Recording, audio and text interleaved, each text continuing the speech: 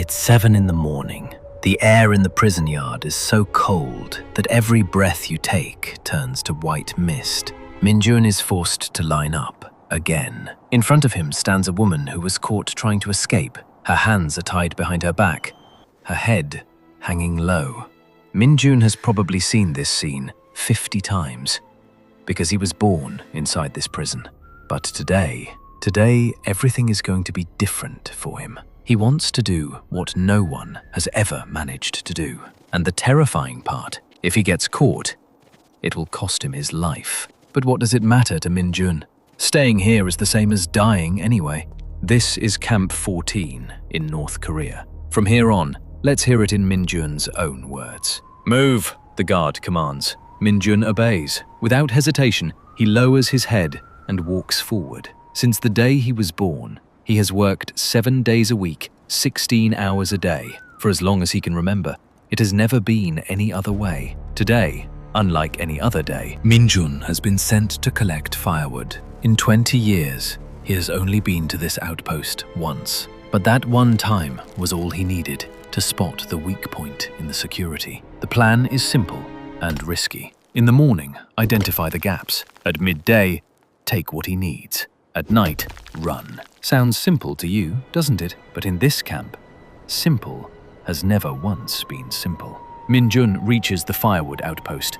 He raises his axe and starts striking the tree. In moments like these, looking distracted is everything, because drawing attention could be deadly. Whatever he does, he cannot raise suspicion, because even the slightest suspicion could be enough to get him tortured. Here's the thing.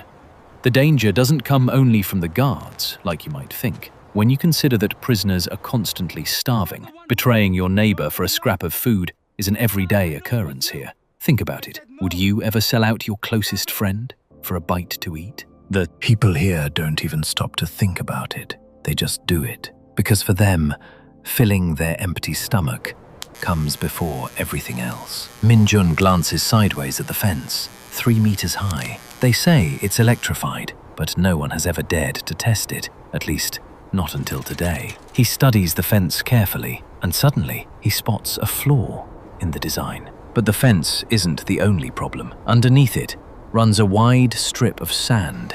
It records every footprint. Guards stand in front of it. This isn't the ideal place to escape, but one detail sets it apart from everywhere else. It's several kilometers from the main prison. It's a little removed from the most heavily guarded zone, where 15,000 prisoners are kept across factories, farms, and mines. That difference might seem small, but sometimes small differences are enough to change everything. There's a gap in the guards' patrol every 10 minutes. 10 minutes. That's all the time he has to run to the fence. Min-jun keeps swinging his axe, but his mind is running the numbers. This is how North Korea works. Kim Il-sung and Kim Jong-il are held up like gods. Their rules are followed without question. Min-jun is in one of only 4 camps still known to be operating. 100,000 prisoners total. In some camps, it's possible to earn your freedom, but Min-jun hasn't been that lucky. His camp is arguably the most brutal of them all. The purpose here isn't rehabilitation, it's to punish those who think differently, to erase their bloodline. Min-jun has 2 choices: work until he dies or escape. Min-jun looks around, making sure the last patrol has gone, but someone is watching him, a prisoner, staring straight at him. His name is Park. They met in the camp's textile factory. Min-jun had been assigned to teach Park how to repair the machines. In that hall, where hundreds of women were forced to sew military uniforms, one of their first conversations changed everything for Min-jun. Park told him about the outside world, bright cities, delicious food, people who don't beat you. The stories Park told were so vivid that Min-jun thought for a while they were fairy tales. But Park had seen all of it himself. Park had something Min-jun didn't, a connection to the outside world. I know how we can get through the fence, but it has to be at a very specific spot, Min-jun says. But how are we going to survive the cold? Park asks. Min-jun smiles. I have an idea for that. The first step is nearly done. The weak point has been found. Second step, steal everything they need. Third step. In the dead of night, the real escape begins. Suddenly, a loud whistle pierces the air. Lunchtime. Min-jun heads back toward the main zone. Time is running out. He has to find something to protect them from the cold. This is not going to be easy. Then something hard hits the back of his head. Warmth runs down his neck. He turns around. One of the guard's children is staring at him and laughing. Since childhood, Min-jun has been treated not like a human being, but like an animal. His blood is tainted, cursed. A rock is the least he deserves. Or at least, that's what the country has been conditioned to believe. Min-jun enters the mess hall. The smell of boiled radish and metal drifts out. Because there's only 2 hours of electricity a day, the hall is almost completely dark. Min-jun takes his place in line. The constant ache in his stomach has become just another part of his life. Behind the window, a guard ladles gruel into metal bowls, watery food. If you're lucky, there might be a little corn in it. Min-jun moves to the back of the hall and sits down. If everything goes according to plan, this will be his last meal here. Min-jun has been training himself since childhood to chew slowly, a trick to convince his body it's eaten more than it has. But today, he needs to hurry. Park is beside him, but they don't talk. Because for both of them, it's too dangerous. Min-jun and Park are here for different reasons. Min-jun's fate was sealed before he was even born. Years ago, his uncle had crossed the border and escaped to South Korea. Because of that single act of betrayal, his entire family was sent here. Everything Min-jun has ever known is misery, fear, and grief. His mother and brother were executed. His father is somewhere else in the camp. Park's story is different. He had been the director of a taekwondo center in Pyongyang. After losing his job, he illegally crossed into China, thinking North Korea wouldn't notice. A year later, he decided to return to vote in the capital's elections. He was afraid that if he didn't show up to vote, it would become obvious he had fled, but he was stopped at the border. He was accused of espionage and converting to Christianity. He was sentenced to life in Camp 14, along with his wife and infant son. He hasn't seen his family since. Park stands up, the anxiety clear on his face, and walks out. Prisoners are given only one set of clothing, but that single set is nowhere near enough to survive a North Korean winter night. If they can't find extra clothes, the cold will finish them before the guards ever do. Lunch is almost over, and Min-jun's window is closing fast. Min-jun heads toward the barracks. He's about to take the biggest risk of his life. The buildings are small. The floors are concrete. Up to 50 men sleep here. Women are kept in a separate zone. Everyone sleeps on the ground. No blankets, no pillows. Whatever you're wearing, you sleep in it or you freeze. If you need to use the bathroom, a bucket. No paper, no soap. The conditions that people complain about in American prisons would be considered luxury here. Min-jun crouches down beside his sleeping spot. For days now, he has been watching a specific prisoner. The man works alongside him in the textile factory. Because he's a tailor, he managed to put together an extra set of winter clothing for himself. If any prisoner sees him stealing, they'll report it to the guards immediately. That clothing is the difference between life and death for Min-jun. Once he's sure no one is looking, he moves slowly toward the man's sleeping spot. He takes the uniform, slips into a corner, pulls it on underneath his work clothes. It's a little big, but it holds the warmth. Then, he hears a sound he never wants to hear. Inspection! Min-jun freezes. Inspections are always sudden. In this camp, sudden moves are a constant tool used to keep prisoners in a permanent state of fear. Min-jun raises his hands. A guard moves back and forth. Line up! Hands behind your head! Now! The head guard points to an elderly man near the door. You! Step forward! The old man obeys. The guard reaches inside his clothing, pulls out a small bundle wrapped in cloth, a piece of food.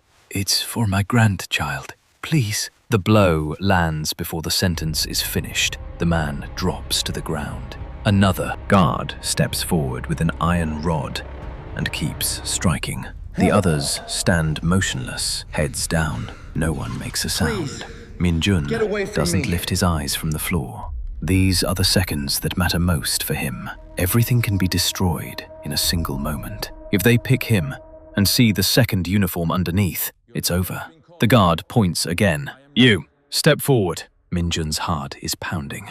The guard begins to search him, first the shoulders, then the arms. As the hands move downward, Min-jun's body goes rigid. The guard checks his legs and stops. He turns and looks directly into Min-jun's eyes. A long silence. Then, clean!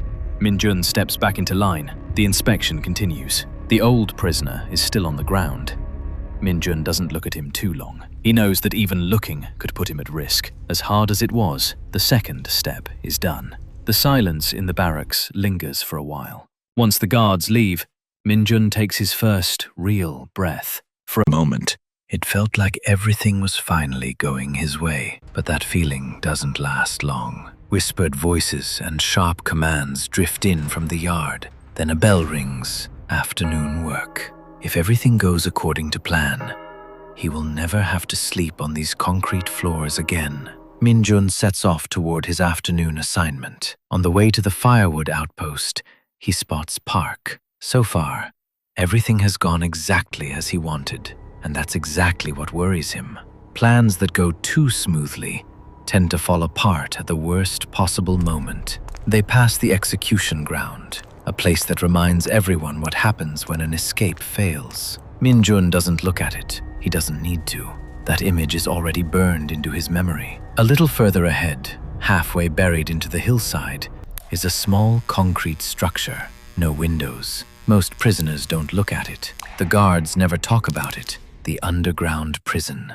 Min-jun himself was held there for months. Bare concrete, walls, no windows, no ventilation, dim light. A room equipped with tools designed for one purpose. Min-jun quickens his pace. That building falls behind him, but it never leaves his mind. Some men are already working, swinging axes at frozen branches, stacking wood. Min-jun and Park join the group. They don't talk. They can't, but they watch. When the light starts to fade, they'll make their move. It's already cold. Every hour that passes makes it worse. Min-jun strikes the branch in front of him. Park is a few meters away, stacking wood with another prisoner. He glances at Min-jun once, then goes back to work. To anyone watching from the outside, they look just like the others, cold, exhausted, obedient. But inside, there's a tension building. A few guards patrol along the inner perimeter of the fence and disappear. Min-jun slows his pace.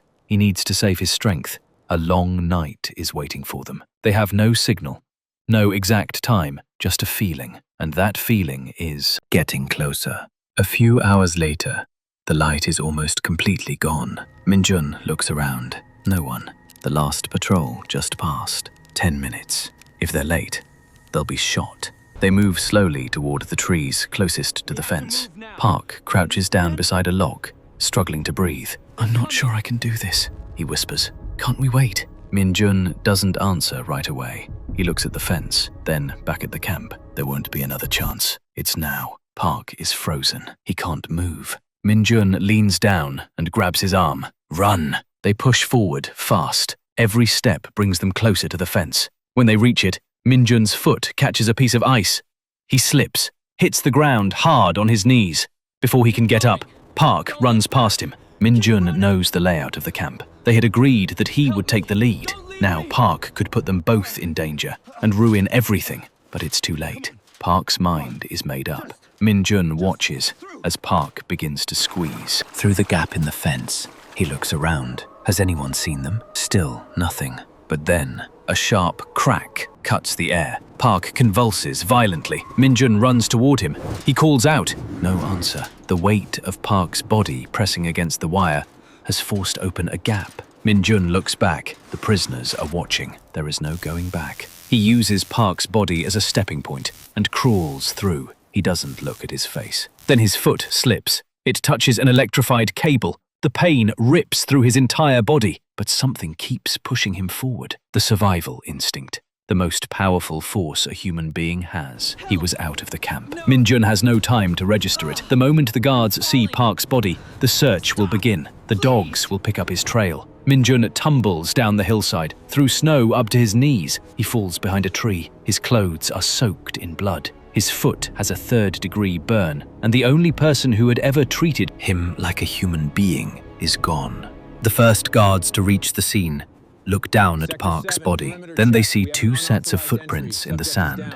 They understand everything. The alarm sounds inside the camp. "Prisoner escaped!" Guards sweep the top of the hill, searching for tracks. Min-jun has only a few minutes head start, and that window is closing. After putting some distance between himself and the camp, he finds a small farmhouse, half buried under snow. He limps to the door, locked. He spots a broken axe. One strike, the lock snaps. Inside, hay, firewood, and a thick tarp. And there, beside the tools, an old military uniform. Way too big, but warm. He can't stay long. Every minute he stands still brings the guards closer, but his body is completely spent. He closes his eyes for just a moment. Without realizing it, Min-jun loses consciousness. After 3 weeks of traveling hidden in cargo trucks and freight trains, Min-jun finally reached the Chinese border. He ate food he had never seen before. He listened to music he had never heard before. Back home, famine still ruled the country. An elderly man he had come to know advised him to bribe the border guards, and that's exactly what he did. With no identification, the odds were stacked against him. Wearing the military uniform he found in the farmhouse, he presented himself as a soldier who had received permission to visit family in China. He handed over cigarettes and food and was allowed through. But the escape wasn't over yet. Getting caught in China also meant death. He would be sent back as an illegal economic migrant. After a year in hiding, he met a journalist who brought him to the South Korean embassy. Finally, Min-jun was granted safe passage to South Korea, where he lives today. After the book Escape from Camp 14 was published, telling his harrowing journey in full detail, Min-jun became one of the most important voices, bringing the horrors of North Korea's political prison camps to the world. Today, he has stepped away from the public eye, but his story lives on. The only person ever known to have successfully escaped from Camp 14.